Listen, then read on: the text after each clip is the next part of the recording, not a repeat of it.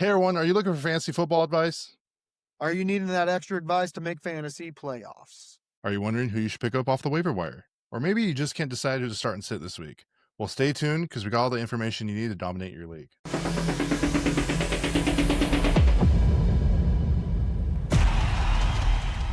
Hey everyone, welcome back to Encinas Unfiltered. We are informed, unfiltered, and unmatched. If you haven't already, please like and subscribe. As a reminder, you can join our membership program through YouTube. So for the first 100 members, we are offering our Founders Edition, which gives you the Legend Tier membership, which is all of our perks for 99 cents a month. We have our Discord, which has absolutely been popping. We have a betting tab. We have MMA tab, boxing tab, football tab, one-on-one fantasy and football advice. It's really great for 99 cents. It's only for a limited time, and you basically will have early access to our episodes, early access to our shorts.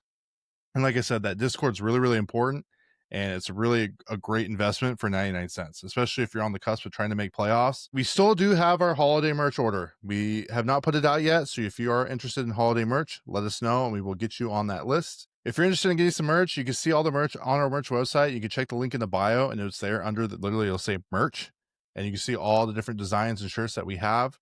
And if you guys are interested in wrapping paper for the holidays, if you're interested in Christmas decor, let me know, and I'll also add that back onto the merch website. In today's episode, we're going to cover a Week 11 recap. So you're going to get some NFL news, talk about the game, the scores, and we do have a little bit of I don't know if I'd call it important or notable news, but that's the way I put it in my notes because we got to talk about it for the boy H there. We're going to do our Week 11 Boomer Bust PPR format. Oh yeah, H is going to definitely love that. Then we got our Week 11 Boomer Bust PPR format. We got our Week 12 injury report. We got our Week 12 buys. We got our waiver wire pickups. Then we got our Week 12 start and sit at quarterback, running back, receiver, tight end, and defense. Then we have a new segment. So before we had our trade target segment, but now the trades are over. Thank the Lord. Next knows exactly what I mean there. Trades are done. So instead, we're going to replace that with I apologize segment. Then we're going to have our Week 12 football bets. So that's where we're looking at the money line, the over, under, and the spread. And then at the very end, we're going to do some hot takes. Let's get into the Week 11 recap. So Patriots on Thursday Night Football beat the Jets. Not really surprising. The Jets kind of hung in there, so I'll give them that. But it's 27-14. Honestly, kind of a snooze fest in my personal opinion. I'm not really a fan of these primetime games, man. Hasn't been the greatest. Not and then right Miami. Now. No, I don't know. I had a whole spiel on that last week, so if you want to see that, go to last week's episode. But it's just it's so frustrating. Then Miami beat Washington in OT 16-13 in Spain. That was a good game. Definitely was not awake at 6:30 a.m. Pacific time. It was a great game. So if you did not watch that, go back and check that out on probably YouTube. Probably will have some highlights of that. But very good game. Green Bay beats New York. It was a nail biter, 27-20. My wife was going wild. She's a Green Bay fan, so Green Bay Packers fans, you guys need to figure that out because you guys do not look good. I will say that right now. Atrocious before I even get to that later. Houston beat Tennessee 16-13. Another snooze fest of a game. I don't know what was happening. I thought Davis Mills was going to be able to handle it. Tennessee's defense, though, for some reason, just always comes out when it's divisional games. Just a reminder, Tennessee is 1-9, so they have the number one pick right now. And if I am throwing some shade at X because I did tell him at the beginning of the season that was going to happen. He didn't believe me. So. You know what? I was a man of faith. I was a man of belief. I was hoping for bigger things, but came back down to reality. Next, Carolina had a comeback against Atlanta. That was a great game. 30-27. Cool. Bryce Young absolutely shredded this week, especially in fantasy. I'm not gonna lie, dude. Points. I kind of like for how bad like Carolina's been for so long. Like, I kind of like to see it. Like, I like to see these really crappy teams just kind of like pull some magic off, and you're just like, man, like. I like where that team's headed. You know what I mean? They're a dark horse, I think. I mean, not for playoffs, but just in general. Like their team, like Rico's really good. Bryce Young's McMillan's starting to come for his own. Absolutely. Like Dowdle is obviously the guy. Bryce Young's starting to build like some chemistry. He's starting to get help nonetheless too. And so I'm and their very defense curious. Is playing well too. Yeah, I'm very curious to see how that team's gonna kind of like go later on. Yeah, I mean, they beat the Packers, so it's not like they aren't capable of winning some of these big games. I think they just got to start piecing together. They're a really young team, but I think in all honesty, what they need to do is they need to get Bryce Young a little bit more consistent because he is a little inconsistent right now. And I think that once that happens, then you're going to see it. And I'm going to say it. I do think that Bryce Young is the guy. I like him there. I think he's going to do fine. Yeah, I agree. So the Bears beat the Vikings in the divisional matchup 19-17. I know the boy Russell, the boy Enoch, big time Bears fans, were really sweating. Their heart rates are kind of going like this all game because it's the close divisional game, but they are now the number one team in the NFC North. So no one saw that coming. Ben Johnson's really done a big turnaround for him. Yeah. So it's exciting to see that matchup leading into playoffs, how that division plays out. Then you had Jacksonville absolutely destroy. Like destroy is not even a good word. Like annihilated the Chargers 35-6. Like that was an ass whooping. Call what it is. That was an ass whooping. And honestly, it makes me question if the Chargers are pretenders now without Joe Alt. Oh, 100%. 100%. Like, you know what? If they were healthy, they probably wouldn't be an issue, but they're just not. Yeah, Justin Herbert put up like 4 fantasy points. It was just not a good day for that offense. I think Quentin Johnson put up a goose egg, so it was pretty bad. Then Buffalo beat Tampa Bay 44-32. That was a good game. That was a lot of back and forth. Josh Allen stepped it up in the second half, and we'll get into Josh Allen a little bit later, but that was big game. 40-something fantasy points. And then Pittsburgh beat Cincinnati in the Unk Bowl Part 2. It was 34-12. That one was pretty disappointing. I thought Joe Flacco would do a little bit better. Jamar Chase had a rough game. So that's unfortunate for Cincinnati and for Joe Burrow when he comes back. San Francisco bounced back and beat a boo-boo Arizona team. I don't think anyone was surprised there, 41-22. I'll give Brock Purdy credit where credit's due. He did look good, but it was against the Cardinals. He looked good. He put up great stats. That's like Brock Purdy going against Tennessee, going against the Jets. Like we will see a Tennessee game here in a couple of weeks. So the Rams beat the Seattle 21-19, and the Seattle Seahawks makes a 61-yard field goal. I can't blame him for that. Like that's a hell of a kick, but man, that was such a close game. And that literally shifted who was going to win that division, in my opinion. And now I think the Rams are going to win that division, and it is what it is at this point. Denver beat Kansas City. Was not expecting that. My $800 win I would have got from that parlay. If Kansas City would have won, would have been great, but they sold. The refs did not help them. So congratulations to the Denver Broncos, who are now atop of the AFC West, and it's looking like they're going to win that division. So that's interesting. Baltimore beat Cleveland 23-16. That was not a good looking game. I'll tell you that. Lamar had a bad day. Dylan Gabriel had even a worse day with his concussion.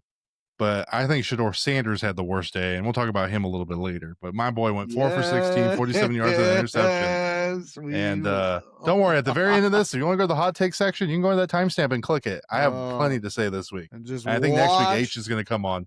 So and watch everybody have to say, you know what, X, you might have been right. You know what? Football. I'll be like, well, I've been trying to tell you people for a long time. And then Philly beat the Lions 16-9. It was a very defensive battle, pretty boring game. I'm not surprised. It was Philly at home. They're kind of hard to beat at home. I thought the Lions would have a little bit more offense going, but either way, Philly got it done, and Bebo was pretty hurt because he lost money on that game. So teaches you just don't bet, kids. Don't do it. Cowboys, Monday Night Football, smoke the Raiders. Like that was just an embarrassment. Like the fact that the game was like -3.5 spread is wild. Like I picked Cowboys to win like outright. I was like, they have to win. I talked about it last week. They have to win. There's no reason for them to lose with the Raiders. No, they're not that bad.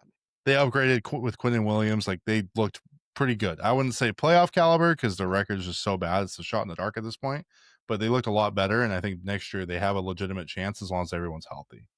My notable news, and I kind of already talked about it, Sanders got some playing time. It didn't go well. 4 for 16, 47 yards and an interception.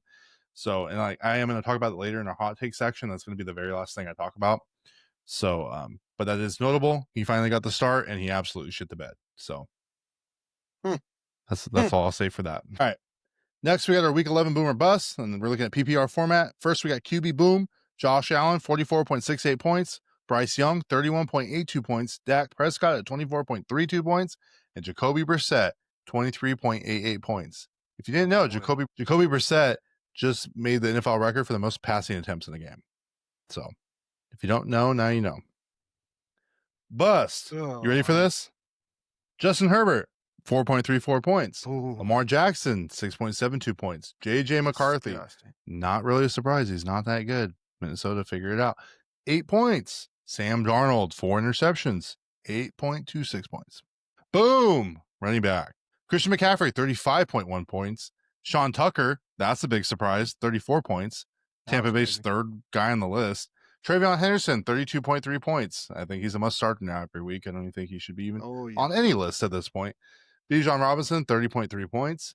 Oh, what do you look? Oh, look at Bijan is back. Bijan is back, 30.3 points. What do you know? I told you. Bust. Finally like him, and all of a sudden, dude, he does something. Nick Chubb, 1.7. Kamani Vidal, 3.2. Josh Jacobs, 4. Mind you, Vidal and Jacobs both got hurt. Yeah, and David Montgomery, 4.7. The reason why I included him on the list is because even though they were injured, most people probably started him, and they busted for him. Receiver boom. This one was a big one. Michael Wilson, 33.5 points because Jacoby Brissett was throwing. Torrey McMillan, 33. Pickens, 29.4. It was a pretty impressive game for him last Monday night. And Nico Collins, 24.2 points. Your boy called that. I told you. Bust, though. I'm pretty excited for this bust. Quentin Johnston, 0 points. Shoulda. You know, the boys around here really, really hopped on that train really early, and they're like, hey, maybe, you know, I knew it in the back of my mind, but I wanted to believe because I grabbed him in the league. So I wanted to believe. Never trust him. If you pick him up, you trade him. I know. Ricky Pearsall coming back from injury. He had 1 point. Yeah. Khalil Shakir, 0.7 points. And Tez Johnson, the boy that X traded for, 1.6 points. Yeah, that's pretty unfortunate. Gave away nobody for him. Yeah, no, that's true. And then boom, Trey McBride, 27.5 points. These two guys are always on the top list. George Kittle, 24.7. Travis Kelce revitalized his career a little bit, 24.1. I know. AJ Barner's back, 17.1. Good for him. No touchdowns, but had a hell of a lot of receptions. Bust, we had Kyle Pitts at 3.4, Dallas Goedert at 4.4, Fannin at 4.6, and Otten at 4.8. Kind of weird how that all was even numbers, but yeah, that is a little weird. Next, we got our Week 12 injury report, and I'm going to give the floor to X to full transparency to help save my voice for the rest of this episode. X. Yep. Quarterbacks, we got Aaron Rodgers. He's got that fractured wrist. He is going to try and play on Sunday, so keep that in mind. Michael Penix, knee injury going on IR. Jackson Dart for the Giants, still in concussion protocol. And Jaden Daniels in the Commanders' elbow. That was a nasty-looking injury. Nasty. Running backs. We got Josh Jacobs of the Packers with a knee injury, almost like your boy called that, which is why he traded him away. It's a knee bruise, knee contusion. Why he traded him away. Josh Jacobs still good running back, though. Jalen Warren of the Steelers, ankle injury. Amari Dermacado of the Cardinals got an ankle injury. Bucky Irving, the Buccaneers, got a foot injury. I know. Ramondre Stevenson of the Patriots got a toe injury. I don't understand how a toe keeps you out of game, but whatever. Isaiah Pacheco of the Chiefs, still with that knee injury. And Samaje Perine of the Bengals with an ankle injury. Wide receivers, we got Drake London of the Falcons out with a knee. Marvin Harrison Jr. of the Cardinals, appendicitis. Brother, that hurts. I've seen a lot of people with that one. That one sucks. So, Brian Thomas Jr. of the Jaguars out with an ankle injury. Darius Slayton of the Giants out with a hamstring injury. Chris Godwin Jr., Bucks, still out with that leg injury. Keyshawn Booty, Patriots, out with that hamstring injury. Alec Ailmeyer of the Titans out with that hamstring injury. That's unfortunate. Xavier Legette of the Panthers out with a hip injury. That sucks for people that have him. DK, it's not Dyke, it's DK of the Tennessee Titans, has a chest injury. However, he is looking possible to return this week. Torrey Holton of the Seahawks out with a groin injury. Groin injuries always make me question, what did he pull? Tight ends. Dalton Kincaid of the Bills, hamstring injury. Sam Laporta of the Lions, a back injury. That boy's on IR. That sucks for a lot of people. That sucks. Yep. Out for the season. We got Malik Neighbors of the Giants, right? Knee injury. Tyreek Hill of the Dolphins. That was nasty. Najee Harris of the Chargers. That was a while ago. Austin Ekeler of the Commanders. Even longer ago. James Conner, who's said to be one of the best running backs by somebody on this show. I don't know who. Cardinals. foot injury. Consistent running back. Who's consistently injury, but consistently the greatest running back ever. High tier, if not superstar, might as well be. Antonio Gibson, Patriots, knee injury. Miles Sanders, the Cowboys, knee injury. Cam Scataboa, the Giants, ankle injury. That was nasty. Tucker Kraft of the Packers, knee injury. And Calvin Ridley comes back for one play, gets one pass, 13 yards, and decides to mess up and break his ankle. Good for him. Aaron Rodgers it. Oh. Came back just to get hurt again. That's our Week 12 injury report. The reason why we include some of the out-of-season guys is just to kind of give you a reminder that these guys are out for the season. You can drop them. So if they're still on your team, don't get excited when you see them, in free agency and think you can maybe grab they are them. out. Yeah, they are out. So the buys this week: Denver Broncos, Los Angeles Chargers, Miami Dolphins, and Washington Commanders. So Dolphins sucks for us Waddle and a chain owners. Yeah, that one sucks. The rest of them we can all kind of live without. Well, Broncos defense, and I would say Broncos running backs, so it'd probably be Harvey, is pretty viable. Chargers, it's still their running back if he's healthy. It's Justin Herbert matchup wise. And Commanders, I kind of like Debo right now, and I like Chris Rodriguez, but that's kind of it, honestly. The two that really affect people, maybe three. The two that definitely affect people is a chain and Waddle. And for sure. Maybe the Broncos defense, but the rest of them, Justin Herbert. The rest of them aren't really much. Well, I would still say Justin Herbert's pretty viable. Yeah. Regardless. Next, we're going to get into our waiver wire pickups. For the waiver wire, you'll see some familiar faces. Just so you guys know, I post this on Instagram and TikTok every Tuesday morning at like 6:30 a.m. Pacific time, of course. So if you're looking for those guys early enough, so you're not waiting for this to come out, which waivers will probably already happen by the time this comes out, go on there to see them. But we are still going to talk about them so you know why I have some of these guys on the list. So starting at quarterback, I got Sam Darnold. So the thing with Sam Darnold is he's a bye-week fill-in. He's a guy that you can play with a good matchup. Obviously, the divisional game like with the Rams wasn't a good play for him, and that kind of showed. But this week he's playing the Titans, so I really like his matchup, and I think you can absolutely start him and not really worry about him throwing 4 picks. I think he'll have a bounce-back game. Mind you, Tennessee's defense is or can be good, but I think he'll be okay. So I think you can start him this week comfortably. And then you have Jacoby Brissett. Now that he's the starter, Kyler's probably, even if he comes back, he's not going to be the starter anymore. And we have a running joke that's because Call of Duty's coming out, but Call of Duty did come out. So convenient. I don't know. Conspiracy theory says he wanted to be on IR to play Call of Duty, but I'll let the internet decide that one. But Jacoby Brissett just broke the NFL record for having the most pass attempts, which is great if you had him last week because he still was very viable, even though he lost against the Niners. So I would say definitely grab him if he is available. Then you got Kirk Cousins. So this next one, it's hit or miss, right? What Kirk Cousins are we going to get? Prime Kirk Cousins, if he was playing in a dome, you're grabbing that boy all day long and he's throwing you 20 to 25 fantasy points every week. Now, I don't know, but with Michael Penix potentially not playing anymore this year, he has nothing to lose. He doesn't have anybody worried about taking his job. So who knows? He might be one of those sneaky picks that if he has a good matchup, hey, throw him in there. QB Superflex League, X over there. Hey, you might need to grab him. Might not be a bad pickup. Who knows? He could ball out. As long as he had the song Swag Surf on, that's his song. Hey, he might ball out. Next, Bryce Young. So Bryce Young just had an amazing game. But I will say, I think it's definitely going to be matchup based. So this week, he's playing against the bad San Francisco defense. So if he is actually playing, because I know he's kind of like somewhat injured, definitely start him. San Francisco's defense is absolutely banged up, and they are very vulnerable against the pass. So I would absolutely start him comfortably, and he just was a top 3 quarterback this week in fantasy. So be mindful of that and kind of keep that into consideration when you're grabbing him. But as far as like a long-term replacement, probably not. Next, we got running backs. So this guy's on my list every week. It's Kyle Moinigi. He's very touchdown dependent right now, but he's Swiss handcuffed, but he's been getting touchdowns. So if you have a flex spot and you really don't have anybody else, might not be a bad idea to play him because why not at this point? He's scoring you touchdowns, getting you about 10, 11 points each week. Next, you got Chris Rodriguez. So he's on bye week this week. This is a running back for the Commanders, but he is the starter at this point because Corey Krosky-Merritt is now the backup and Chris has earned those reps.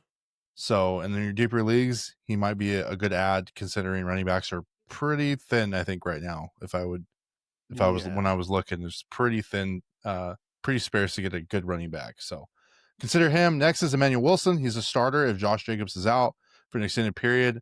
Obviously, now we know that it's just a knee bruise. If you have Josh Jacobs, it might not be a bad idea to grab him as like a just in case, oh shit kind of moment. I don't know if he really has any value for anybody else that doesn't have Josh Jacobs at this point. And now considering trades are probably done, I mean, just let the person have have Emmanuel Wilson at this point. I don't think he's going to put up Josh Jacob numbers by any means. So just something to think about. Then we have Sean Tucker. So this is a cuff for Bucky Irving and Rachaad White. He played very good last week, and this might be more of an impulse ad.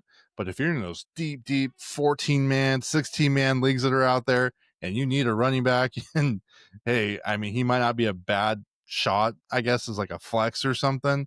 Or if you have Bucky, he might get hurt because he definitely earned more playing time according to the coach. So he might be an interesting ad for your team if that is the case. Next, we got receivers. We got Alex Pierce.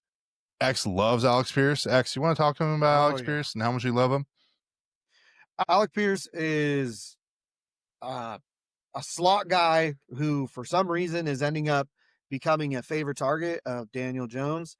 Yes, Pittman is a good option. Downs is almost non-existent because Alex Pierce is stepping up. Those injuries to Downs is actually giving Alex Pierce a little bit more opportunity, right? As we always see in the NFL, when a player gets injured, a boy will step up.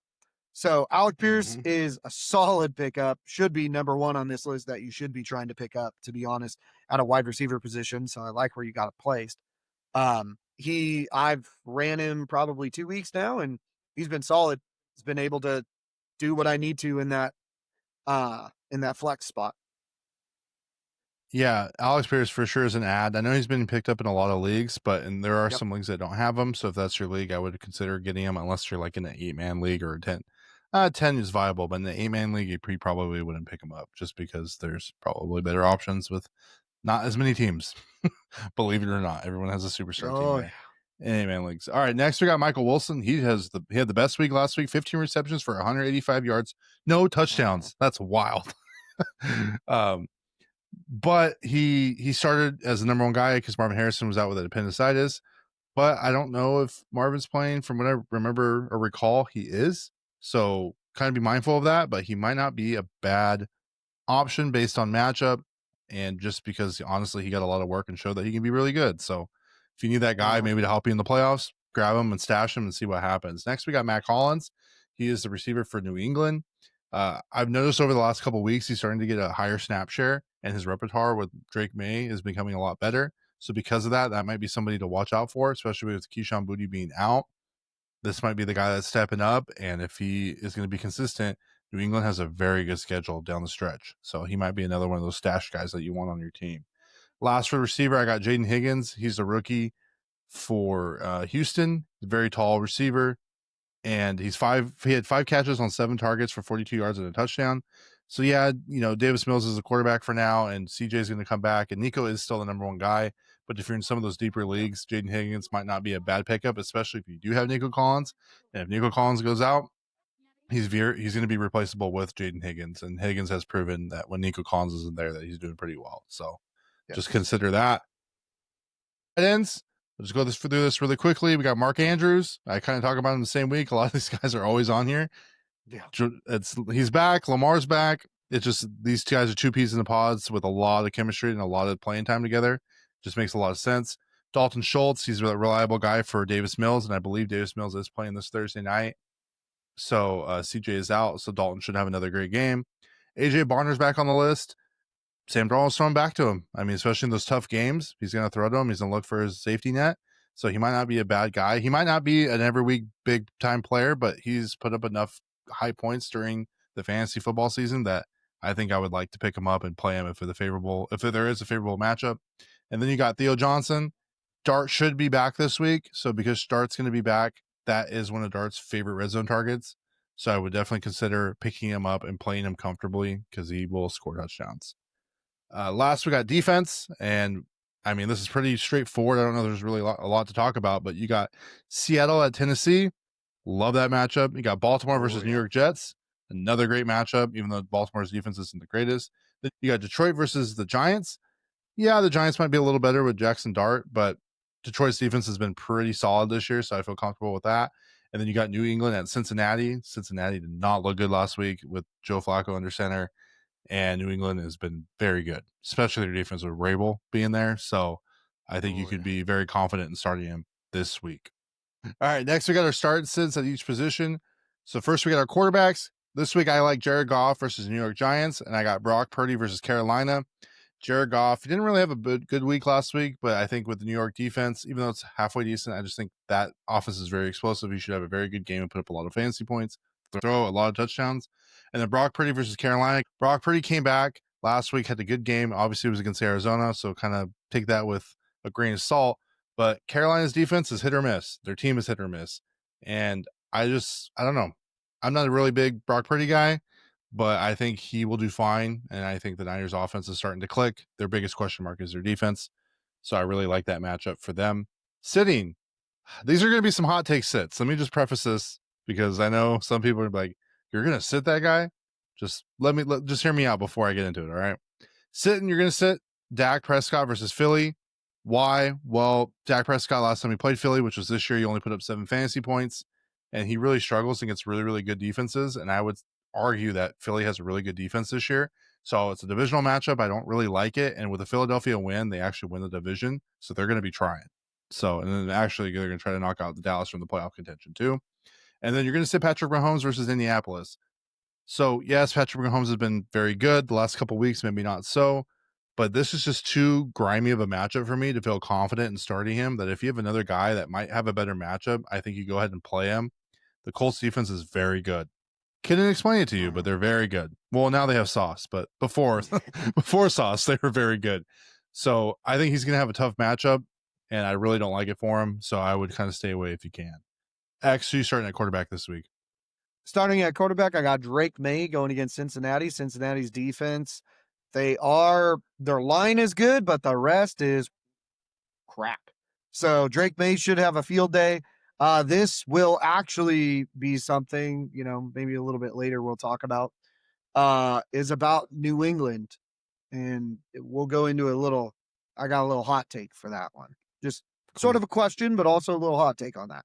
So I think Drake May should have a good game. I think this one is a toss-up of being a shootout or not, but I'm kind of leaning not. Next, I got Stafford going against Tampa Bay.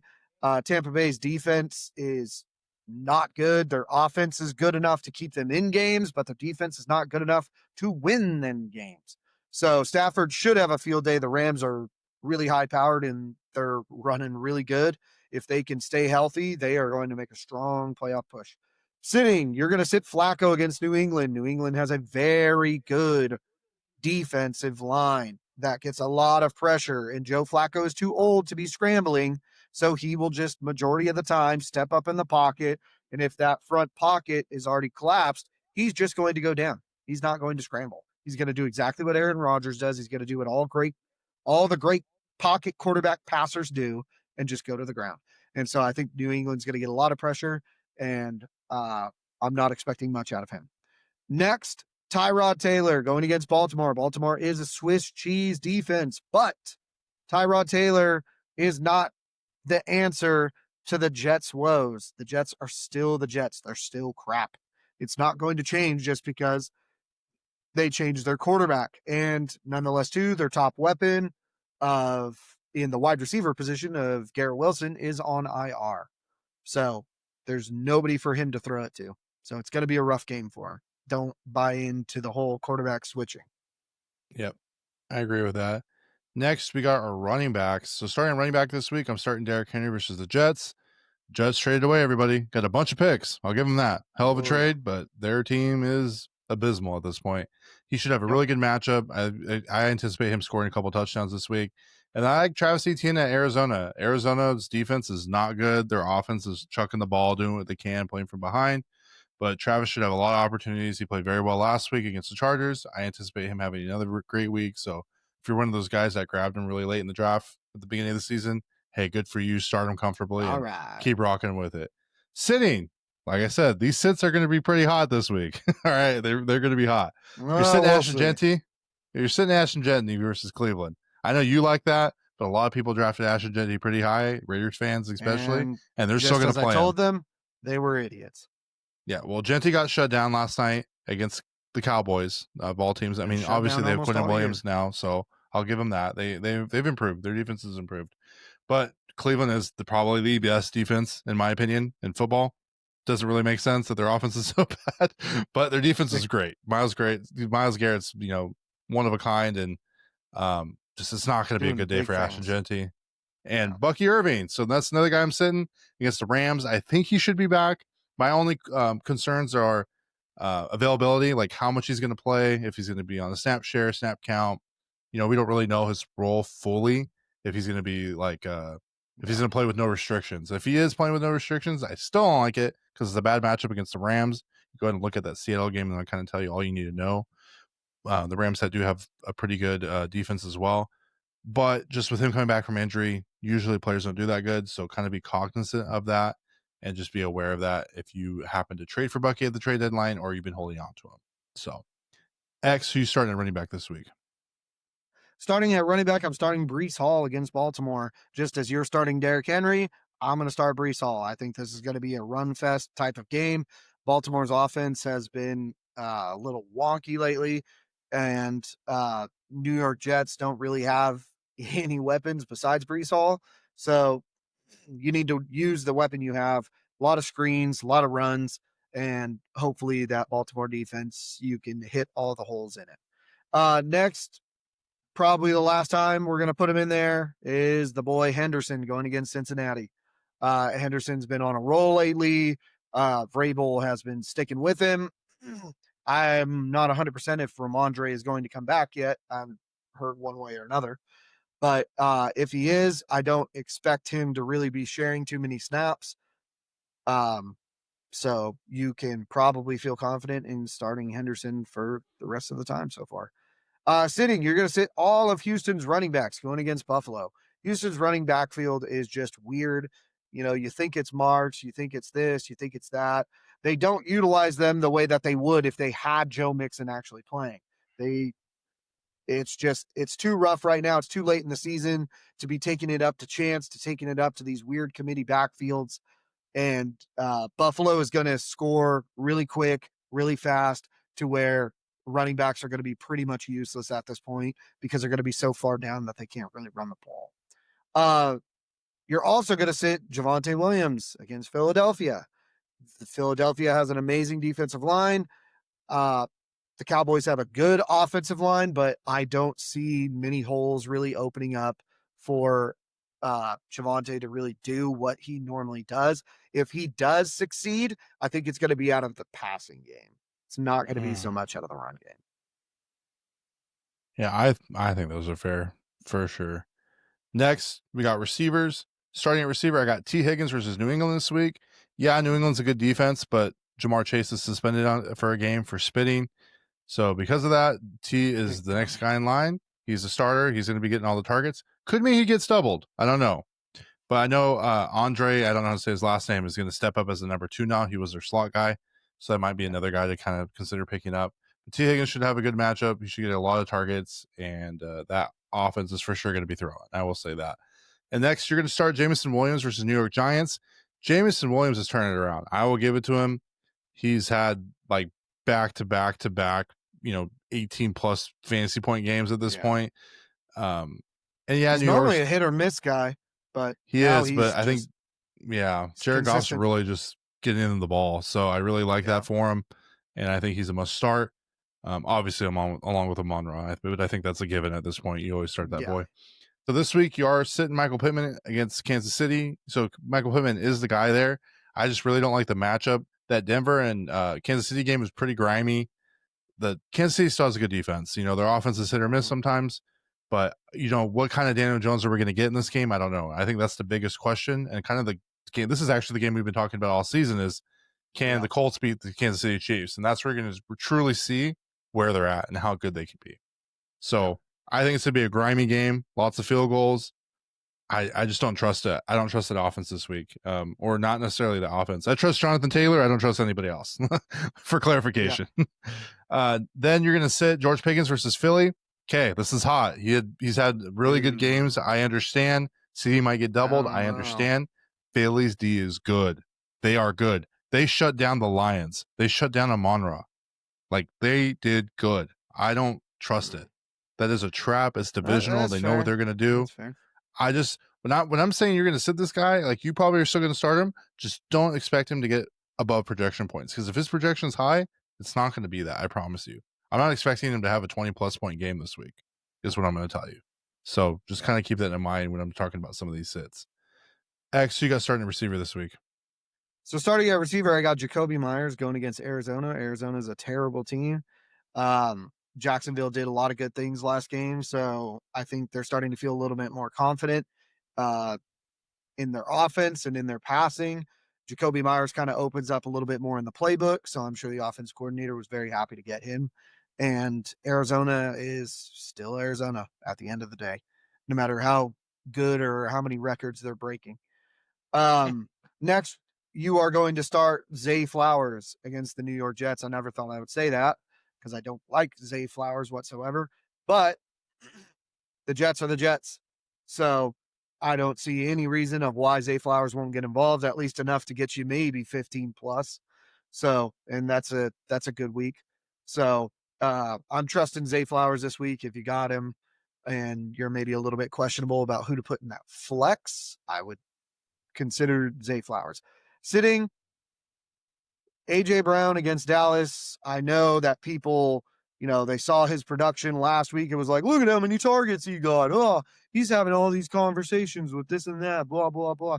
Guess what, dude? It happens every single time. Every coaching staff's going to tell you, you know what? We need to get this guy the ball more. Sure. Yeah, we all do. But guess what? When the dude's like double, triple teamed, yeah, you going to really give him the ball? No, you're not. Okay. Let's be realistic about it. It's all dependent on matchups. AJ Brown gets double teamed. It is what it is.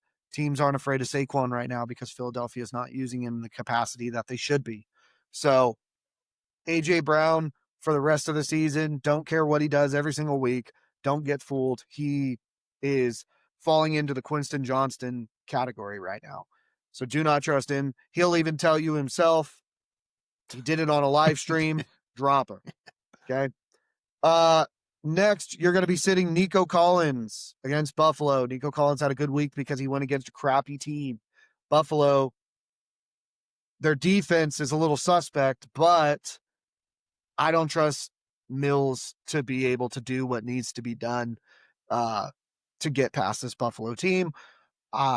If they were any bit smart, they would just double cover Nico Collins, and you're not going to get much production out of him. Yeah, it is a Thursday night football game, too. Next, we got our tight end. Starting at tight end, I got George Kittle. Yes, I understand he's a top guy. I just like to highlight him. He's my boy. At this point, I mean, there's not very many tight ends to pick from. They're actually producing. There's not, but they, I gotta highlight my boy. I want my boy on there. I had to have him in the graphic. Let's just be real. That's what I really wanted. I wanted to use this picture. Call spade a spade. I really wanted to use this picture. So you're starting George Kittle versus Carolina. I kind of talked about Carolina's defense, but I think Kittle is the go-to target for Brock Purdy, and a lot of the offense is focused through him and CMC. So because of that, he's a must-start, obviously, every week. And Travis Kelce versus Colts. So I know this is a weird one because I don't really like Kansas City this week. But if Patrick Mahomes has to get the ball to somebody, it's going to be Travis Kelce at this point. It's his old faithful, reliable. And the Colts are very strong on their corners. I don't know about their middle linebackers or outside linebackers who are going to be covering Travis. And even if the corners do try to cover Travis, Travis is a big boy. So I think he will have a pretty decent game. I can't speak for anybody else, maybe Rashee Rice, but either way, I just really like him this week. And last week he proved that he is, this year he's proven he can be reliable and he can still have some kind of production. You're sitting Jake Ferguson versus Philly. We kind of been seeing, you see the trend here with the Dallas Cowboys for this week. Jake Ferguson, he scored a touchdown last night against the Raiders, but it was the Raiders. Philly's defense is just a whole nother animal.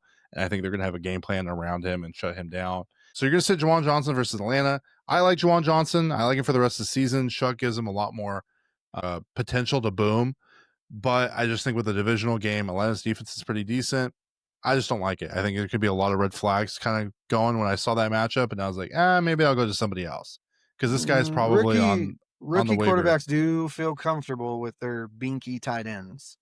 They do. I just don't know if I can like confidently be like, yeah, you can start this guy, and he's for sure going to get his 11 points that he's projected. That's fair. So that's kind of where my mindset's at. I just think there's so many tight ends you can grab off the waiver. Like, just grab someone with a better matchup like Mark Andrews for this week. X, you got starting at tight end this week. Starting at tight end, I got Kyle Pitts going to New Orleans. Kyle Pitts has been kind of struggling a little bit, but he has every opportunity to do well. And I'm hoping that Kirk Cousins will start to spread that ball around just a little bit more. New Orleans doesn't really have much going on for him right now. No reason of why they can't do well. Then you're also going to start Mark Andrews going against the New York Jets because they are the Jets. Mm-hmm. Sitting, you're going to sit Tyler Warren against KC. Ooh. I don't expect Tyler Warren to really get open to be able to do a whole lot. The only reason why I say that is because, well, Kansas City Chiefs have a good tight end of their own, and they know how easy it is for a tight end to get open. So that defense has a good scout tight end, aka Kelsey, to be able to mimic what Warren is going to be able to do. So I think that defense will be well prepared. Also, you're going to sit Hawkinson against Green Bay. Green Bay is right now just looking horrible. They just got nothing really well going on for them.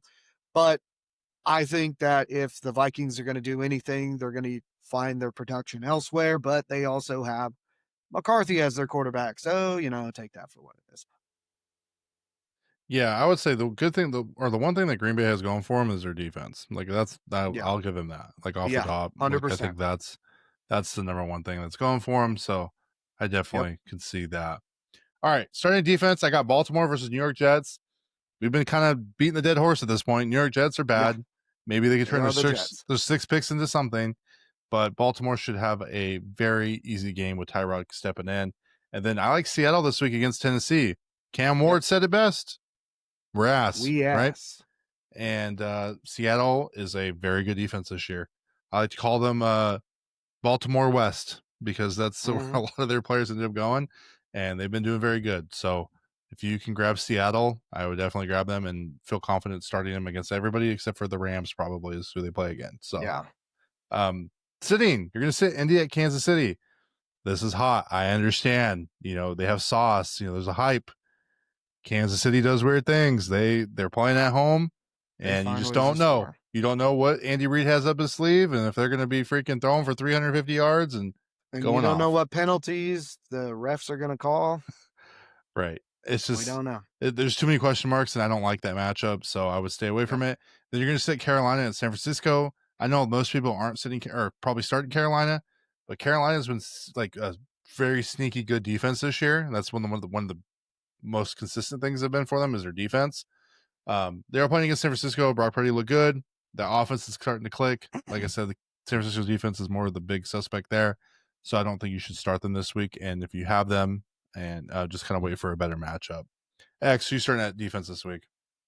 Starting at defense, I got Detroit against the New York Giants. The Giants have lost their starting quarterback. They've lost their starting running back. They fired their head coach. I mean, there's a whole lot of dumpster fire going on in New York on both teams. So I don't see any reason of why Detroit would have any issues handling the Giants. I really, really don't. You're also going to start San Francisco against Carolina. Interesting. I mean, to be honest, Carolina, I like where they're going with it. I like what they're trying to do, and I like what they're building. But they're still Carolina. Like, at the end of the day, they're still Carolina. And so I'm not really trusting. I can't. We can't be taking gambles right now. That's fair. And so I would feel comfortable still going with San Francisco. Sitting, you're going to sit Chicago against Pittsburgh, even if Pittsburgh doesn't play Aaron Rodgers. Chicago is a weird one for me. They are so hot and cold, hit and miss, boom or bust, that I cannot feel comfortable telling you or letting you start Chicago against Pittsburgh this week, this close to playoffs. Next, you're also going to sit Dallas against Philly. As you know, Philadelphia finds ways to win games. They're a weird offense right now, but they do find ways to score, and that's going to mess up those rankings, and we are too close to be taking chances. So going into the I apologize hot take, this is the segment of the show where we apologize to you for telling you to sit these people or sit these defenses.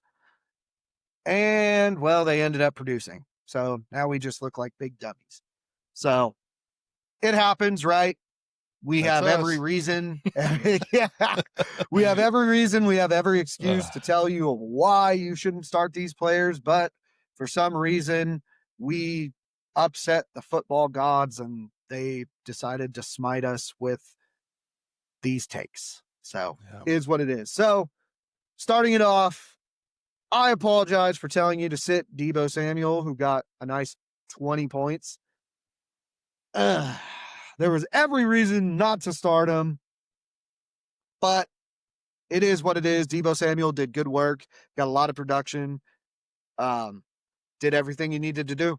So I apologize for telling you boys to sit him. And for those of you that lost possibly your game because of me in that instant where those 20 points would have mattered, I sincerely apologize. Next, I got one more. The boy Mark Andrews. That boy is so consistent now. And now that I'm doing this segment to say that I apologize for telling you to sit Mark Andrews, watch this dude crap the bed. Oh, it's going to piss me off. But I told you to sit him. The boy got 15 points. You know, it is what it is. He's getting a lot more production. Who saw a 4th and 1 fake tush push going for That was wild. 30 plus touchdown. Yards, dude? Like, what are we doing? What are we doing? You know, you take that away, and I would have been okay. But regardless of it, I told you not to start the boy, and I apologize. All right. I'm next. This one, I don't know.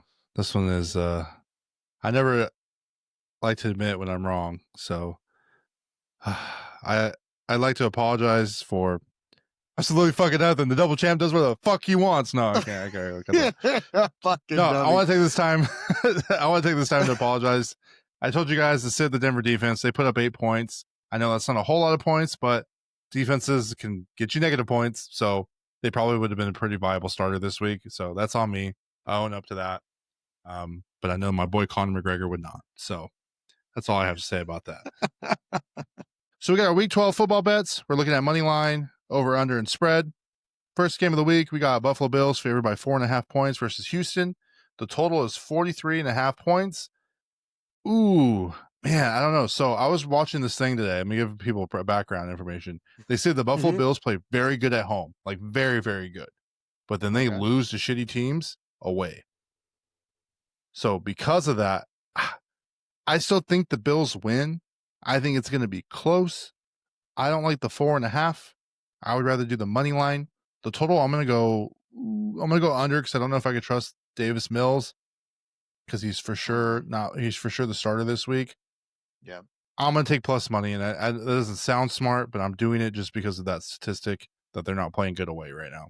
So that's the only reason why. I am going to say definitely take the Bills. Feel okay with that 4.5. I'm not going to buy into that statistic. I'm going to buy into the football knowledge. Feel okay to take that. Ooh, man. The total over under 43.5. I know. Yeah, I'm going to say under because just like you, I don't trust Mills. Okay. Next, we got Pittsburgh Steelers versus Chicago. Chicago is favored by 3 points. Okay. NFC North, number 1 team right now. They are leading the division. The total is 45.5. With the information that I have today, we don't know that Aaron Rodgers is playing. We're filming this on a Tuesday. Comes out on a Wednesday. I'm taking Chicago at -3. Okay. So even if Chicago wins by a field goal, you're still okay. It's a push. The total is 45.5 points. I think that's high. I'm going to go under on that. Even if Aaron Rodgers is there, Chicago's been very good this year. They're 7-4. So don't trust it. And that's just kind of where I'm at. I think Chicago wins this week. X? I agree. All right. Next, we got the Colts versus the Chiefs. Chiefs are favored by 3.5. The total's 50.5 points. I don't think so. I do not think so. Two great defenses. I'm going under on that. I am going to take the Chiefs, but I'm going to do an alternate spread. So I don't want like the 3.5. So I know X doesn't really know about all this, but you can go into certain apps and do an alternate where you can, the odds are not as good, but you can go to 2.5, minus 2.5 instead. I would say take the Chiefs at minus 2.5. I like the Colts, but we don't know what Daniel Jones is showing up, and it's hard to beat Kansas City in Kansas City. So because of that, maybe a little bit of ref help for the boy Angel, since that's his conspiracy theory.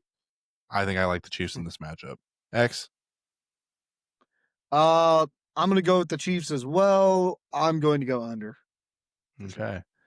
Next, we got New York Giants versus the Lions. The Lions are favored by 10.5 points. Yeah, I don't know. The total's 50.5. So let me preface this with saying I'm going over. Why? Because I think Jackson Dart's playing. Jackson Dart scores a lot of points.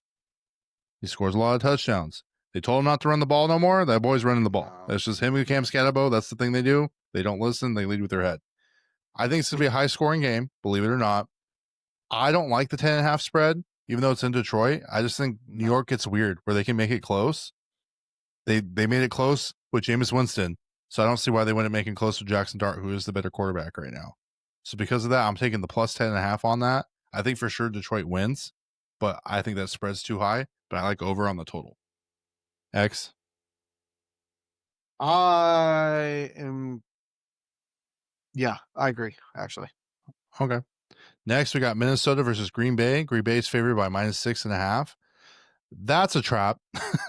Not because I trust JJ, just that's a trap. It's a divisional game. The total is 41.5. That is low. That is very low. I'm gonna go over. I mean, I would stay away from the total if you're gonna bet on it, but I would take the over just for me because we're for the point of the segment. But I would take Green Bay at minus 2.5 on an alternate point spread because I don't know if they win by a touchdown with it being a divisional game, even though JJ's ass.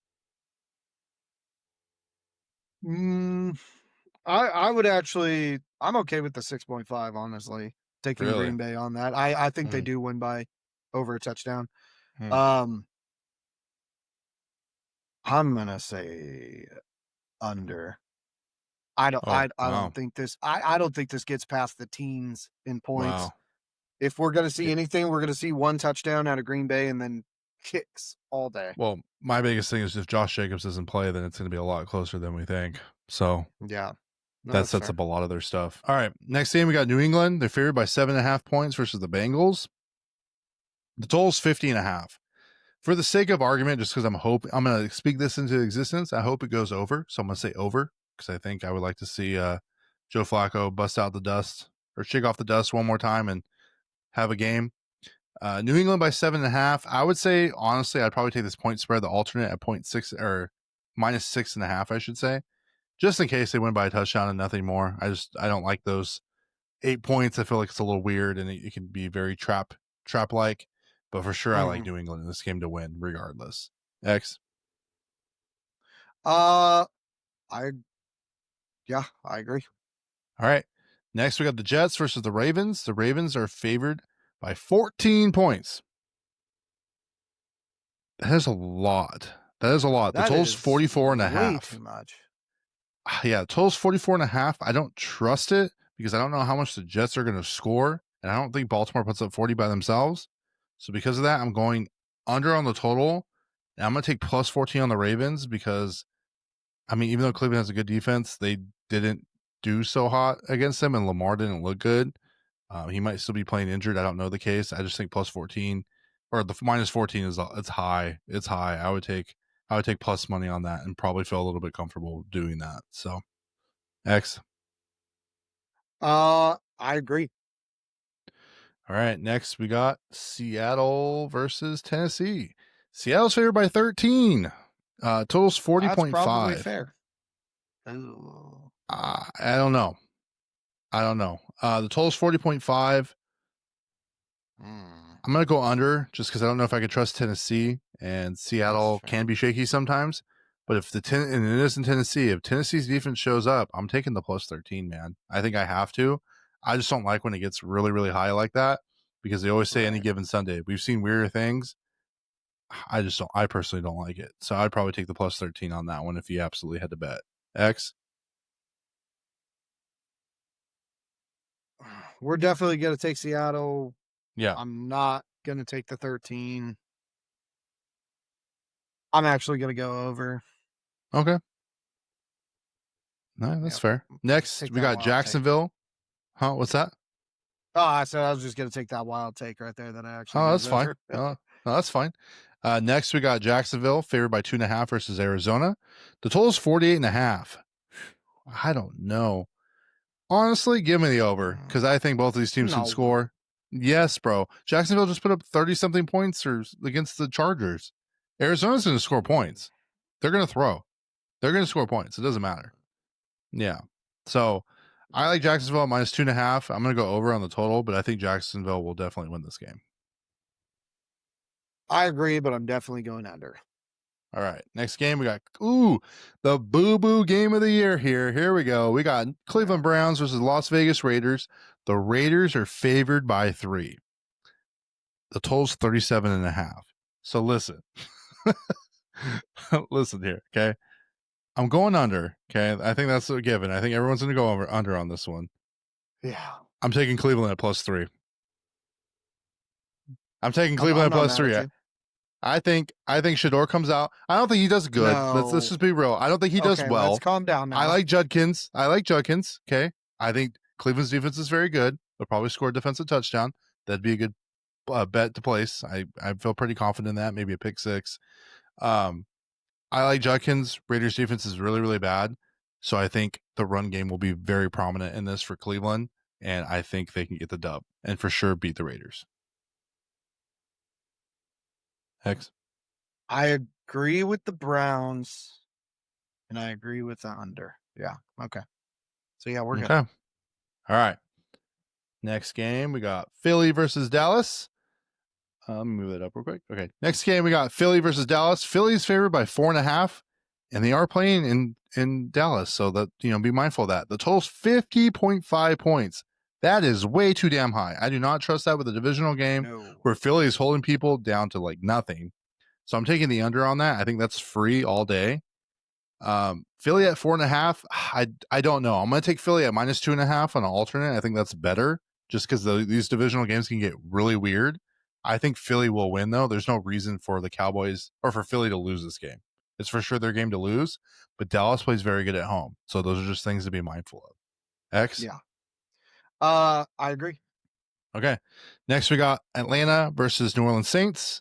The Saints are favored by 1.5, and honestly, I think that's fair because they're playing at home, and Kirk Cousins is the quarterback, and he does not look good. The total's 38.5.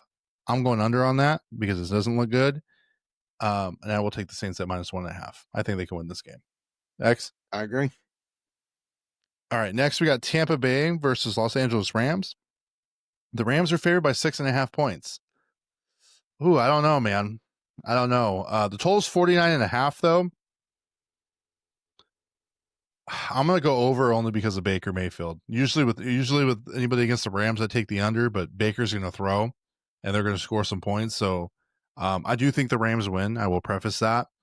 Mind you, this is Sunday Night Football in Los Angeles, but I would take the alternate at minus 2.5 on that point spread, just because these games can get weird. There's two good teams that are going to see each other in the playoffs. I'm taking minus 2.5 instead of minus 6.5 on that one. I agree. You agree with that?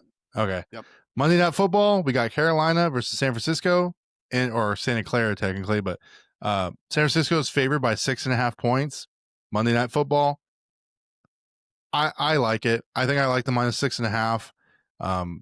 Safe bet says to take the minus 2.5. I do think San Francisco wins this, and yeah, I just don't know with the Panthers, and we don't know if Bryce Young's playing. So if Bryce Young's playing, obviously that kind of changes things. The total is 47.5, though. I'm taking the under on that. I think that's a little too high. I do think that's a little too high. So, all right, cool. 100%. So that is our betting for week 12. All right, next we got our hot takes. This is part of the show where we may or may not give you a little bit of controversial takes. Maybe some people agree, maybe some people don't. Honestly, this is one of my favorite things to talk about because I love a lot of editing, a lot of things that get cut. during this A time. lot of ranting. If you want that unfiltered segment, though, you can join the Discord for 99 cents. So if you want that, and that's what you're asking for, I will put it on there. Possibly, maybe I'll live stream it. I don't know. I have to learn figure that so one out. much. You're gonna learn so much about the boy. Yeah, about this guy, not me. I'm pretty clean for the most part, but yeah, this boy's Call of Duty lobby from 2012 comes out. If you get what I'm saying. We're the modern warfare. That's where men were made. Where boys became men, for sure. All right, 100%. first hot take of the week. Are the Denver Broncos really the best team in the AFC, like the standings say, or do you think they're pretenders? No. Denver Broncos are not good. They'll be one and done in the playoffs. 100%. Could not prove me otherwise. I just want to take this moment to look real quick. I want to tell you who they beat this year to kind of get an idea of where they're at. Okay. So this year so far, they've played the Titans. Crap. They lost to the Colts. They lost to the Chargers. They beat the Bengals. They did beat the Eagles. I'll give them that. They beat the Jets. They beat the Giants. They beat the Cowboys. They beat the Texans. Beat the Raiders. And they did beat the Chiefs this last week.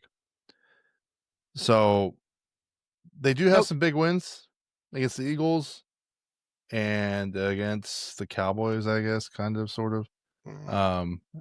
Yeah.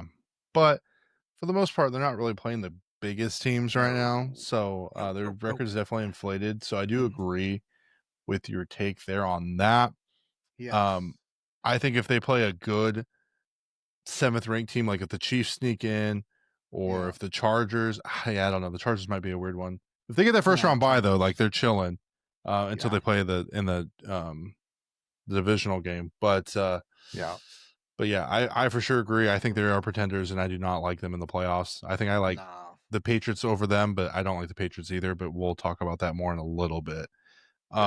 Next is the Eagles are at number 1. Do you think the Eagles are the best team in the NFC right now? Yeah, I'm gonna say no. I don't. Well, you know what? Overall, they might be, but they're not playing like it, and that's the part that kills me.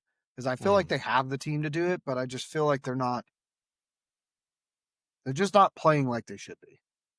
Well, they are the reigning Super Bowl champions, so I'll give them that. But I think them losing Lane Johnson again, I don't know if he's out for the whole year or what exactly his issue is, but I know he got hurt again. So that kind of leaves, there's some questions, I guess I should say, there. For me, it hates me to say it, they are divisional opponents of my team, but I think the Rams are the best team. I think the Rams are the most complete team. Yeah. They have the best offense in football. I don't get me wrong, I like Dallas, but I just think the Rams are more consistent. And I really, really like their defense. Their defense is young, not really injured. They're playing really good football. And I think if Matthew Stafford's going to win another one, this is going to be the year. Because I don't know if I like him as he keeps getting older, especially with all the reports before the season of him having a bad back. But I will preface it with saying the Rams are one game of or one play away. If Matthew Stafford gets hurt, they're done. Jimmy G's not stepping in and saving that team, or Stenson Bennett. So those are just some things to be mindful of.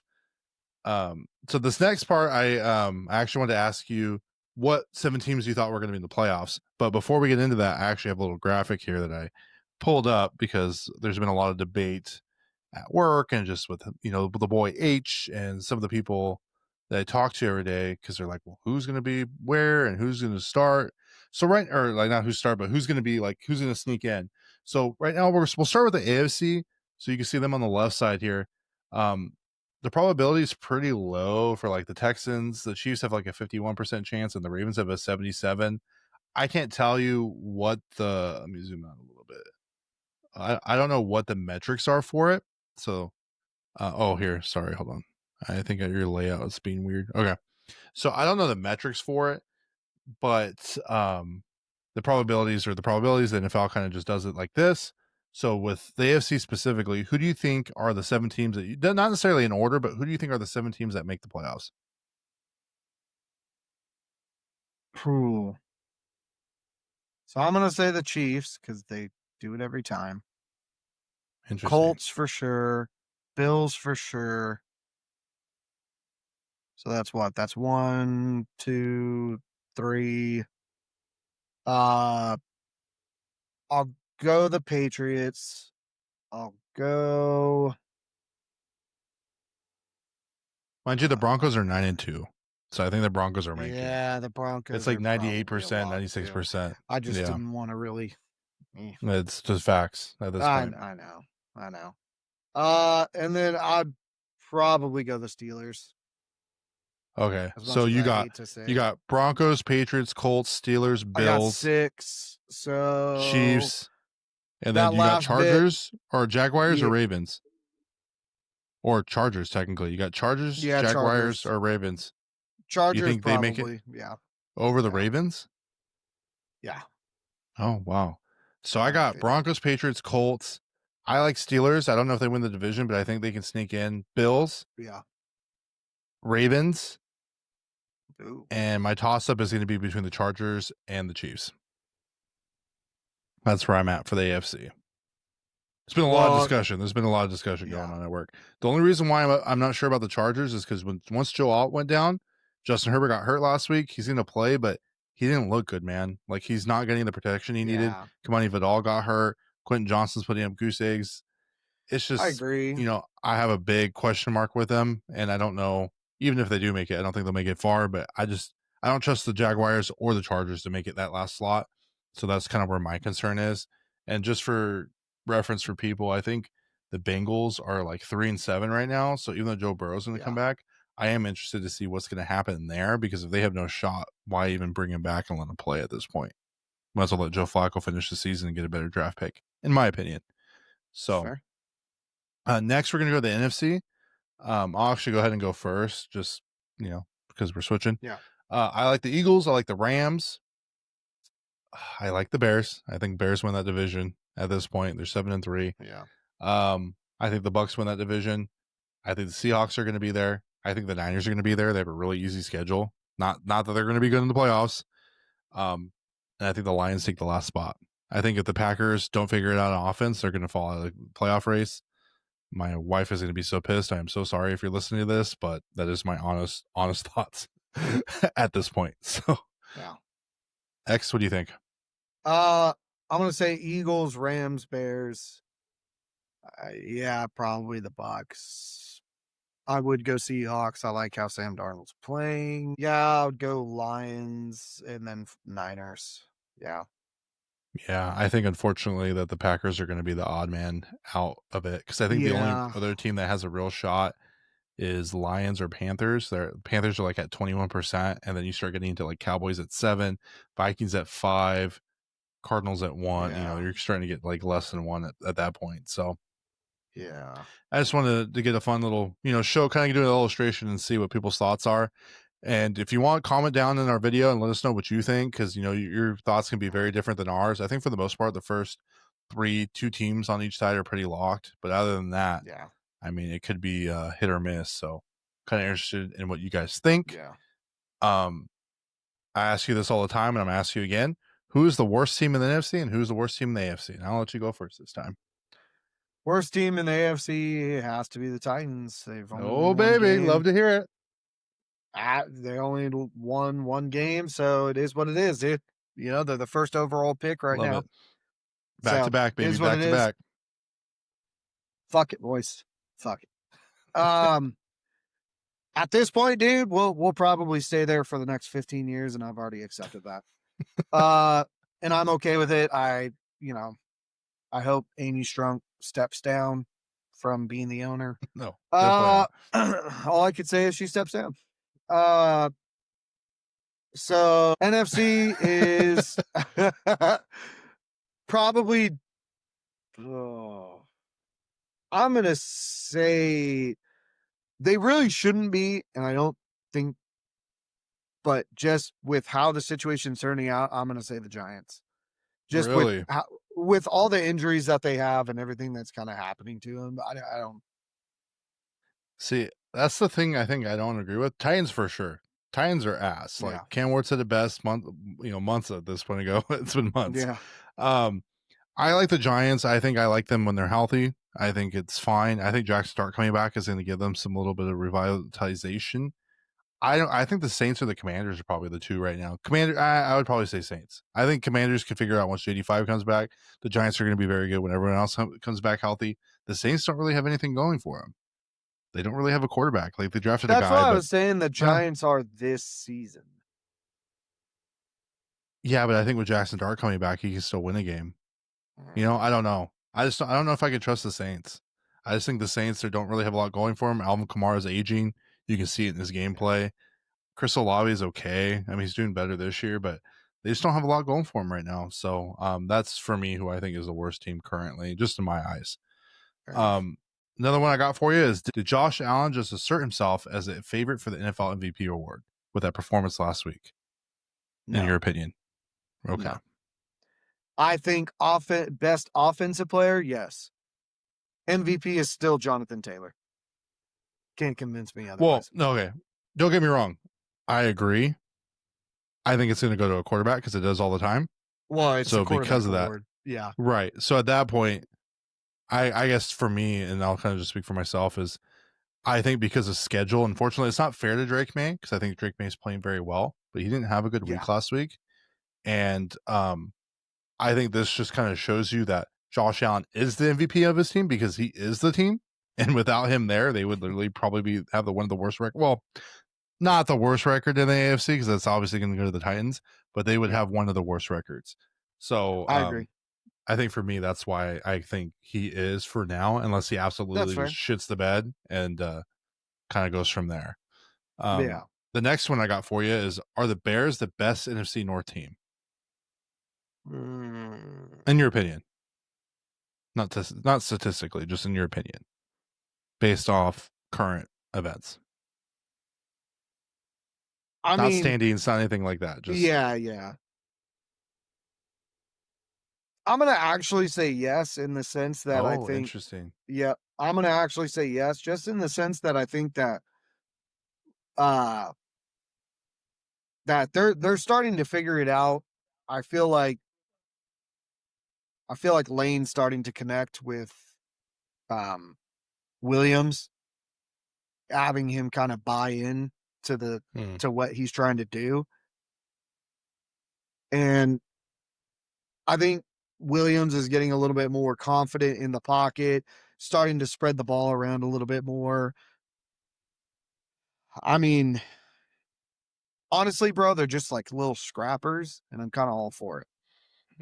Cool. Yeah. So for me, I think statistically or on paper they are, but for me, I think it's still the Lions. I think I trust the Lions more in the playoffs. I think the Lions can, if the Bears can lose a game or so, I think the Lions can win that division. So for me, I would still say the Lions. I think the Lions have the better defense and the better offensive weapons, but I think the Bears are very good and they've proven a lot of people wrong. I just don't think they're ready yet for a good playoff run or for a deep run. Just not yet. Soon though. I think as they keep adding pieces, soon. Next one I got for you is: are the Los Angeles Rams the most complete NFL team? This is looking at like right now, week 12, going into the playoffs. For me, they are. I kind of talked about it earlier. I think they have one of the top offenses in the league. If their throwing game's not going, they got a really good running back in Kyrie Williams and a great backup in Blake Corum, who has a lot of opportunity. And their defense is really young. It's really good. And their special teams has actually been sneakily pretty good too. So because of that, I really do like them. And I think that, and I kind of said it earlier, this is their best shot for Matthew Stafford to win another Super Bowl. But I think this is like one of the last years before his back becomes too bad where one shot and that's it. And I think he retires at that point, which could be this year. But that's just my opinion. In your opinion, who's the best or the most complete team? Oh. I do, man. I know you want to say New England. I just don't think yet. No. Because they don't have championship experience. No, I'm not going to say New England. You can definitely make a case for Philly. I'm going to actually say the Colts.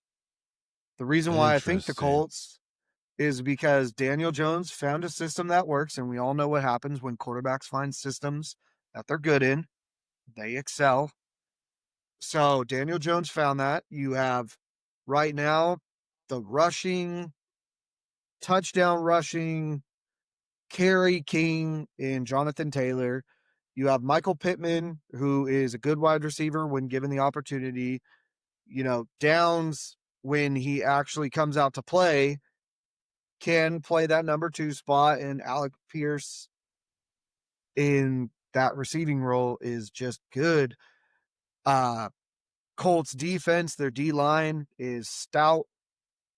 Not the best D-line, but stout enough to do what they need to do. They upgraded with Sauce Gardner. The only problem that I see with the Colts defense is their play calling, because they like to go zone, and I wish they really wouldn't as much as they do. So I would play devil's advocate on that, and I think the only reason why I would say I do agree the Colts are good, we're going to find out. They're going to play the Chiefs. I don't think the Chiefs are in their prime right now, but Andy Reid's a great coach, if not one of the best coaches. Yep. I would definitely put him on the Mount Rushmore of coaches, in my opinion, personally, on my personal list. But I always have to consider championship experience, and I think that's the big one for me, is like, especially when you're making a run, because the Colts are going to have to play the Ravens, the Bills, the Patriots. Like, I don't know if they can run through these teams. I don't know. I mean, we're going to find out, but I don't think they can. Not yet. I think in all honesty, it's going to come down to coaching, and I think that's going to be the big factor. I don't think it's going to be a player aspect or like a player gap. I think it's just going to be a coaching, if anything. Yeah, I just think for me, like, Jonathan Taylor's good. Don't get me wrong. He's great. But if you go against a good defense that can stop the run, I mean, a lot of the rough offenses basically ran through him, right? And I would say, just trying to think. Yeah, I mean, really, the Colts and Chiefs game is going to show us a lot. I just don't know. I just don't know if a first-year player can come in, not first-year player, but first year on a team in Daniel Jones. I think they have something going, and I think they can do very well. But I can see them losing in the playoffs. So I think that's why, for me, I just don't think they're complete quite yet. I will say I think they have a lockdown corner in Sauce Gardner for sure. Yeah. And I think he's great. He's absolutely great. But I think they just need a couple more pieces, and I think they can absolutely make a run, in my opinion. But that's just my opinion. Things can change very quickly if Matt Stafford gets hurt this week, and I'm like, well, not no more. That's it. Kirk Cousins turn back time. Can the boy come back? He had that Achilles injury, so I do want to give him the benefit of the doubt. But can he turn back time and perform and play well, in your opinion? I don't think he's in the right system. I don't think he's in the right system. I agree with that. Yeah. To be able to do it. You put him back in, I mean, the Vikings have shown no matter who they put. Well, I mean, it matters. It matters in their offense, So I would say, if anything, put Kirk back in Minnesota and he should do fine. Yeah, but there's a fat contract, so they might have to wait till next season to do that. But I agree with you. I don't think he does it with the Falcons. I think he'll do okay. Not with the system. But I don't see him putting out 20 point. Yeah, I don't see him putting out 20-point fantasy games. I also am another one I didn't even put on here is I wonder if Raheem Morris gets fired because they put all their eggs in one basket. They don't have a first round pick now. They traded it away, and now the Rams might have a really high first round pick, and they're probably going to be going to the Super Bowl. I mean, pretty close. That's wild to think of. A Super Bowl team having a top 10 pick in the draft, maybe top 5. That's wild. Unheard of. Yeah. Next, this is just some news, and it's I know we kind of already talked about it. Justin Fields has been benched for Tyrod Taylor. Was that the move? Was that the move for the Jets? I'm going to say it probably. I don't think that was the worst move. I think that was the best move that they could do in the situation that they were in, because at this point, what do you have to lose? So give it a shot. Is Justin Fields the top 13 quarterback? No. Is he a top 17 quarterback? No. Is he a top 25 quarterback? No. Where would you rank Justin Fields as far as like quarterback rankings? Not applicable. Oh. Damn. Yeah. Okay, I would have said at least the 40s or 50s, but damn. All right. Nope. All right. Well, we'll just move on from that. I have nothing else to say. That's all. That's my piece. All right. He will not be on our list next year, boys. I will tell you that. Oh, all right. No. The last one I got for you. Actually, before I get into my last one, I want you to go ahead and share your hot take. because I know this last one's going to get a little nitty grindy because we got to talk about the boy.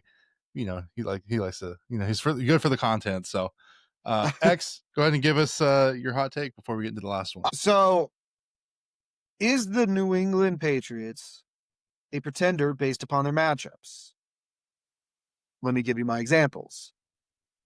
I'm going to tell you a team, and you tell me if they're good. Okay. Number 1, Raiders. No. Dolphins. No. I just want to point out the Raiders that they lost to the Raiders, but yeah, keep going. They did lose to the Raiders. Yeah. Number 3, Steelers. They're a playoff team. I'll give them that. Okay. But meh. They lost to the Steelers. Yeah. Okay. Panthers. No. Bills. Yes. Division They game. beat the Bills. Yeah. Division game. And they did beat the Bills. Mhm. Saints. No. Titans. No. Browns. No. Atlanta. No. You're noticing a trend here. Yeah. Buccaneers. Yes. Jets. No. No. Not at all. So, based on all of that, do you think the New England Patriots are a pretender because they played nothing but easy teams? I would say as of currently, yes, because I think their record is inflated because they had not had those big games quite yet. But their next games are the Bengals, which I think they can win. They have the Giants, which I think they can win. The Bills is going to be an interesting game. It is not. It's in New England, so that's definitely winnable for them. It is a division game, though. It is, but I think that'll be a good game to see where they're at, especially with that'll be week 15 at that point, and then 12:34, no, week 14. Wait, hold on, 1, 2, 3. Yeah. And then you got the Ravens, so that's going to be a really good game because Lamar is going to be surging to try to make a playoff push. So we're going to see what that has to do. And then you got Jets and Dolphins. Yeah, I think they can win those. So, yeah, I think those 2 games in the middle, December 14th and December 21st, is really going to really show what they got. But it doesn't give you the whole picture quite yet, in my opinion, because I think there's some really good teams out there that they haven't played yet, like the Colts. Yes. Who else am I missing? I think Colts. I think Broncos. I think Chiefs. There's a lot of other teams out there that they should be going against. Chargers. Yeah. Yep. All right, let's get to your favorite part. So the last thing I wanted to talk about, because I think it's going to be a little controversial. I made a meme. I will tell you what it's currently at, so people know. It did pretty well. I was very surprised. It's been the fastest pace we've gotten to this number ever. So that's kind of cool for the memes. It's at 24.7K right now. So that's pretty good. It's like it lasts 2 days. Hey, not too bad. I'll take that all day. The Micah one that we had that went off definitely took like over a month to get that high. All right. The last hot take I got is a shout out to the boy H. He's going to come on next week and glaze Shedeur some more. Shedeur Sanders. Let's talk about him. Let's talk about it, okay? Shedeur Sanders played like shit. Okay? Yeah. He absolutely shit the bed. Okay? It's almost like we knew. It's almost like somebody knew. You knew. I definitely was glazing him, but he didn't do well. He went 4 for 16 for 47 yards and an interception. Granted, he didn't play the full game. Granted, he came in the third quarter. Granted, we found out, I'm not making excuses, I'm just giving you all the facts. He had no reps with the first team, which is a whole problem in itself to begin with him and being a backup. He should have at least a couple reps in practice. He had no reps in practice. The offensive line didn't know his cadence. That's a whole nother mess and rabbit hole I don't want to go down, but I just want to give you guys the facts of what's happening here. Is he going to be done when Dylan Gabriel comes back? So some more things I want to add. He's playing the Raiders this week. He is starting. That's been confirmed. Dylan Gabriel is out. So does he need, is there anything, I guess I'm going to ask you, is there anything he can do to keep that starting role? Like, does he need to go throw for 3 touchdowns, 2 touchdowns, and 300 yards, 250 yards, and absolutely destroy the Raiders? Or do you think in that coach's mind, Stefanski, that no matter when Dylan Gabriel's cleared, that Dylan Gabriel's going to be the starter when he comes back? That is what I want. So, I think that this is a game that Shedeur has to win. If he loses it, 100%, there's no chance, no way that he plays when Dylan Gabriel comes back. If he loses, there's no way at all that you lose to one of the worst, top 3 worst NFL teams right now, and you still continue to run with this kid. There's no way. So now you had a full week of practice, right? You were with the first teams. They know your cadence. There's no more excuses of why you should be doing bad, even though you're just bad. But regardless, if you lose this game, then there's no chance. No chance. So you have to win it. Now, if he wins it, an argument can be made, but I still think that they play Dylan Gabriel. Why do I still think they play Dylan Gabriel? I'm sure you're wondering. I'm not going to tell you the obvious answer because, if it walks and talks and quacks like a duck, it's probably a duck that Shedeur Sanders is not good. But they also spent a second round on Dylan Gabriel. That's like when you paid Deshaun Watson guaranteed money. Guess what? Whether he's good or not, and he's going to get injured, you still play him because you paid him all the money. You wasted. They spent a third. Pick. A third. I just need you to correct you. Third, second, whatever. Doesn't matter. They still spent a higher pick on him than they did on Shedeur. That's fair. So you play him. You still play him. You still play him. You got rid of Pickens. You got rid of Flacco. You have to play him. You have to play him. Because then if you don't, you now have to go back and justify to your GM, or the GM now has to justify to the president of why he's playing a 5th round pick over a 3rd. Because if I was the president, I would look at him and go, then why'd you pick that dude at 3rd? If you don't even have trust in him, if you don't have faith in him. So, well, there's a lot of stuff with that. There's a lot to it. There's a lot to it. We could all make excuses for him. But at the end of the day, dude, you just got to see it for what it is. So he's just not capable. So if Shedeur loses, okay, but he has a good game statistically, so it wasn't on him; it was on his defense, which I don't anticipate happening. His defense is going to be very good. Yeah, it's going to be hard. For some reason, let's say he has a good game, and so for some reason that defense just, does not do good, and the Raiders win. Like me saying he gets 250 to 300 yards, throws for 3 touchdowns and no picks, which is better than what Dylan Gabriel's done all season. Do you think they can justify, or do you think not do you think they can justify, because I think it's justifiable at that point, but do you think they still start him, or do you think Dylan Gabriel comes back and takes that slot? I think you ride the hot hand. So sure, give him another chance, because guess who he goes up against? I'm staring at a fan of that team. Oh, us. Yeah. Oh, we're going to whoop them. It doesn't matter. Yeah. But regardless, like I said, if he wins that game, ride the hot hand. Sure, ride him. But you're going to find out real quick exactly what everybody else knows, and what probably majority of the NFL knows, which is why he was drafted at the 5th round. His ego probably helped to drop him. But at the end of the day, everybody knew, dude, he's a short pass king. If you notice, and if you look at all of his passes, they were all short passes. All of his completions were all short passes. 5 yards. 5 yards. So, I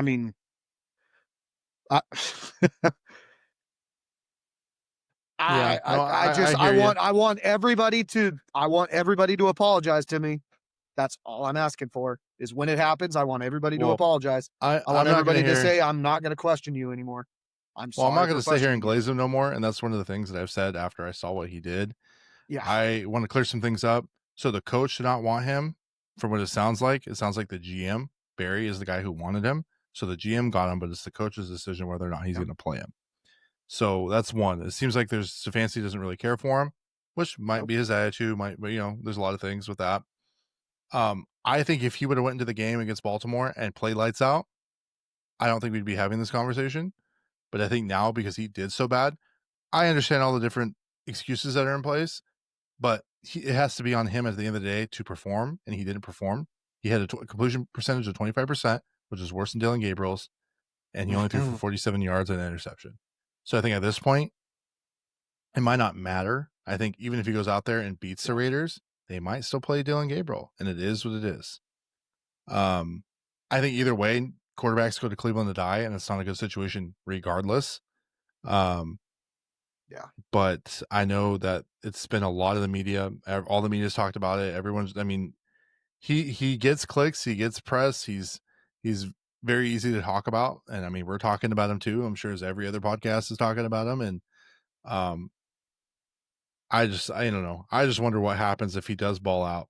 I just see a world where he balls out, and then Stefanski just goes, "Okay, well, Dylan Gabriel's healthy, so Shedeur, you're back on the bench," and then that's just going to cause a whole another uprising, and everyone, with all the Shedeur stuff, and then it's never going to go away, and it's always going to be a distraction for him. So I am so excited. You have no idea. I am so excited for our guest next week, because I know what this story is going to be, and I cannot wait to hear all the excuses of why he did bad against the Raiders, of why every receiver dropped the ball. He was giving perfect passes. I am personally, normally I watch the Titans for till halftime, and then I just turn it off because it's just sad to watch. But even I'm not even sure when the Browns play. They might play at 10. I think they don't. I think they play at 1. Really? That's a weird time for them. Yeah, 105. So I will 100%. I will watch that game. I am going to study that game. And I hope that the boy watches it so we can have a fun discussion. Hey everyone, thanks for sticking around. If you haven't already, please like and subscribe. That really helps us on the algorithm. Like I said at the beginning of this, you want to see our waiver wires or some of our power rankings, as we want to call them, our positional rankings. You can see those on Instagram and on TikTok on Tuesday mornings at 6 a.m. Pacific time. So go ahead and check those out. You can check us out on TikTok, Instagram, Facebook, YouTube, Apple, Spotify. We're on a little bit of everything. So check us out there. Consider joining our membership program. You can get access to our Discord for 99 cents. It's really a great deal. One-on-one fantasy advice, maybe some uncut footage. We do a lot of betting on there as well. And it's overall a very good vibe. And in addition to that, we are going to be doing some holiday merch orders. So if you're interested in that, please let me know, and I'm going to go ahead and order that, and I will personally ship those to you guys. And one of the things I didn't talk about, and I always keep forgetting to talk about, is play Fantasy Royale. It's literally free. The $1,000 bounty is still live. Takes 30 seconds to set the lineup. If you get all the games right, you win $1,000 from Austin Ekeler. What more do you want? Takes 30 seconds of your life. I do it with multiple emails. I'm not even going to lie to you. I do it with the business one. I do it with my personal one, and my wife does one. We got 3 lineups going, trying to win. So definitely check that out. It's free to play. It literally is nothing but an email and a phone number that you have to put on there, and they don't really bother you at all. So check that out. Until next time, everybody, thanks for sticking around. Peace. Later.